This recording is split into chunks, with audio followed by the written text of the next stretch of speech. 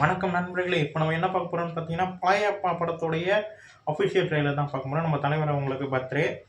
அது மட்டும் இல்லாம 37 நிமிஷம் ஒரு தலைவர் இந்த படத்த பத்தி ரொம்ப அழகாவும், செம்மையா பேசியிருந்தாரு. ரொம்ப நல்லா இருந்தது. அந்த வீடியோ நான் பார்த்தேன். செம்ம பேச்சு நம்ம தலைவர். அவர் பேசின விதம் எல்லாமே செம்மையா இருந்தது. அவர் என்ட்ரி, அந்த பிஜிஎம், அந்த படையப்பா லுக்லயே இப்போ வரைக்கும் செம்மையா இருந்தாரு. எனக்கு ரொம்ப பிடிச்சிருந்தது அந்த வீடியோ. இப்போ வாங்க பார்ப்போம் ட்ரெய்லர் எப்படி இருக்குன்னு சொல்லிட்டு.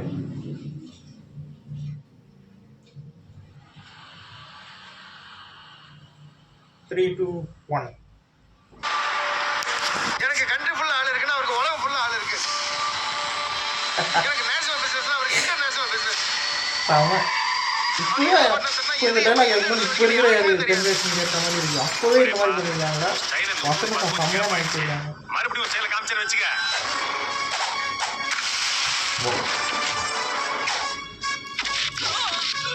அந்த தலைவர் எப்படி பண்ணுங்க பயங்கரமான ஒரு லுக்கில் வந்துருக்கு. அவர் பேசுறது நடக்கிறது எல்லாம் வா பெரிய பாம்போடு வரப்போகுது பாத்துக்கோய். அந்த காம்பினேஷன் செம்மையா இருக்கும்.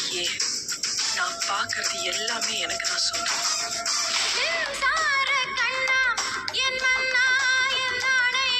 அந்த கேரக்டர் எப்படி ஒரு உருவாக்கணுன்ற விஷயத்த சொல்லியிருப்பாங்க அந்த வீடியோவில். பயங்கரமாக இருந்தது அந்த நீலாம்பரின்ற கேரக்டர். நீ வேற யாரையாவது விரும்புறியா?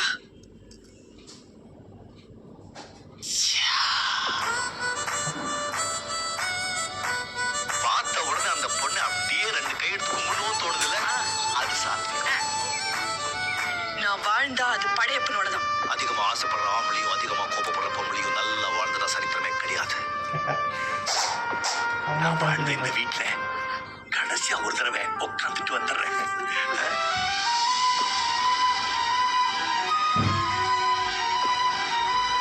இப்பவும் சொல்றேன், உன்னை விட மாட்டேன்.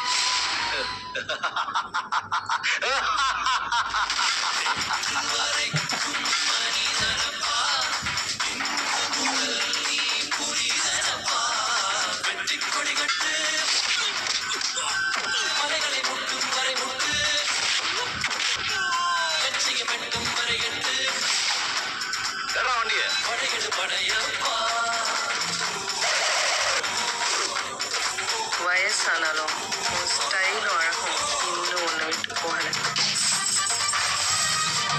செம்ம டைலாக். இப்போ வரைக்கும் உண்மையா செம்ம டைலாக். அந்த தலைவர் எப்படி இப்பவும் அந்த படையப்பா மாதிரியே இருக்கு.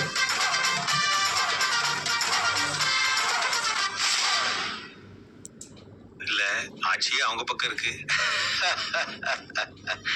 போடா, ஆண்டவனே நம்ம பக்கம் இருக்கான். இல்லை ஒவ்வொரு டைலாகுமே எப்பவுமே கனெக்ட் ஆகிற டைலாக். இந்த படத்தில் வரக்கூடிய எல்லா டைலாகும்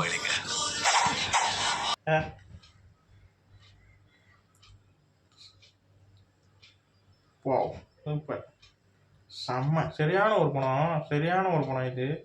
இந்த படத்தை பற்றி நம்ம தலைவர் வந்து ரொம்ப அழகாகவும் ரொம்ப அங்கே நடந்த நிகழ்வுகளை பற்றி ரொம்ப ரொம்ப மனம் திறந்து பேசியிருந்தார். அவர் அந்த வீடியோவாகவே ரொம்ப அழகாக இருந்தது. எனக்கு ரொம்ப ரொம்ப பிடிச்சிருந்தது. ஏன்னா அவர் வந்து அவ்வளோவா இப்போனா இன்டர்வியூ அவ்வளோவா கொடுக்கறது இல்லை. ரொம்ப நாள் ஆச்சு அவர் இன்டர்வியூவெல்லாம் பார்த்து.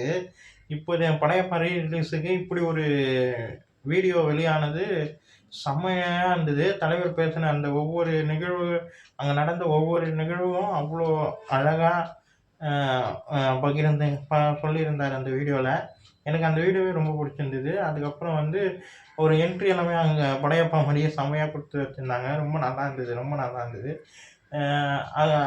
இந்த படத்தில் வந்து எல்லாமே இருக்கும். இந்த படம் வந்து 25 வருஷம் இப்போ ரிலீஸ் ஆகிருக்கு. 1999 ரிலீஸ் ஆன ஒரு படம். அப்போவே அந்த படம் எவ்வளோ ஒரு பிளாக் பஸ்டர் மூவி.